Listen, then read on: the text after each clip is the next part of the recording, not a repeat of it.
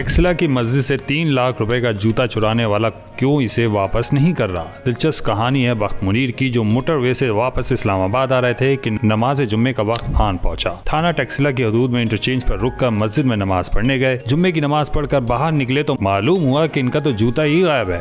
अब बख्त मुनीर का ये जूता आम सा तो था नहीं कि वो चुप होकर बैठ जाते। भाई इसकी मालियत 2.5 से 3 लाख रुपए बताई जाती है। ये जूता गोची का है और इसका रंग सियाह है। बख्त मुनीर ने महंगे जूते की रिपोर्ट करीबी थाने में दर्ज कराई, लेकिन इससे पहले उन्होंने तहकीकात की।